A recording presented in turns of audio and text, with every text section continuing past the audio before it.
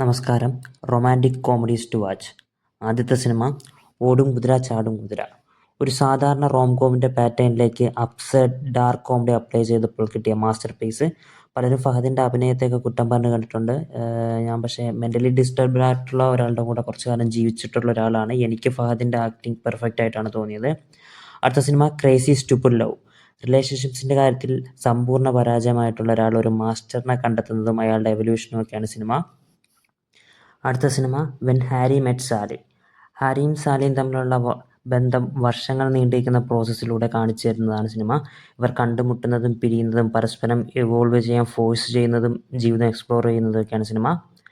The princess bride. ഒരു ഫെയറിൽ ടെയിലിൻ്റെയും spoof മൂവിയുടെയും കൃത്യമായ അതിർവരമ്പിൽ നിൽക്കുന്ന സിനിമ.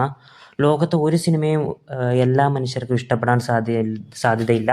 പക്ഷെ ഞാൻ കണ്ടിട്ടുള്ള സിനിമകളിൽ ലോകത്തെ എല്ലാവർക്കും ഇഷ്ടപ്പെടാൻ സാധ്യതയുണ്ടെന്ന് എനിക്ക് തോന്നിയ ഒരേ ഒരു സിനിമയാണ് the princess bride. Annie hall.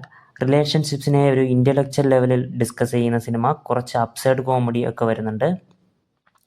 Four weddings and a funeral. ഒരേ ഫ്രണ്ട് സർക്കിളിൽ നടക്കുന്ന 4 വിവാഹങ്ങളും ഒരു ശവമടക്കം. അതിലൂടെ കുറച്ച് ജീവിതങ്ങളൊക്കെ രസകരമായി കാണിച്ചിരുന്നൊരു സിനിമയാണ്. നമ്മുടെ കോമഡിയുടെ രാജാവായിട്ടുള്ള മിസ്റ്റർ ബീൻ്റെ ഒരു ക്യാമിയോ അപ്പിയറൻസ് ഒക്കെ ഉണ്ട്. Crazy rich Asians. ഈസ്റ്റ് ഏഷ്യയിലെ ക്രേസി റിച്ച് ആയിട്ടുള്ള കുറച്ച് ആളുകളുടെ ജീവിതങ്ങൾ കാണിച്ചിരുന്നൊരു സിനിമയാണ്. ഇവർ ഹോൾഡ് ചെയ്യുന്ന വാല്യൂസും മോഡേൺ അമേരിക്കൻ വേ ഓഫ് ലിവിങ്ങും തമ്മിലുള്ള ഒരു ക്ലാഷാണ് സിനിമയുടെ പ്രധാന പ്രമിസ്. ഓക്കെ, അപ്പോൾ ഈ മെൻഷൻ ചെയ്ത സിനിമകളിൽ നിങ്ങൾ കണ്ടിട്ടുള്ള സിനിമകളുണ്ടെങ്കിൽ അഭിപ്രായങ്ങൾ കമൻറ്റ് ചെയ്യുക. അതുപോലെ ഈ വിഭാഗത്തിൽപ്പെടുത്താവുന്ന ഏതെങ്കിലും സിനിമകൾ നമ്മൾ പറയാൻ വിട്ടുപോയിട്ടുണ്ടെങ്കിൽ അതും പറയുക. Okay, by.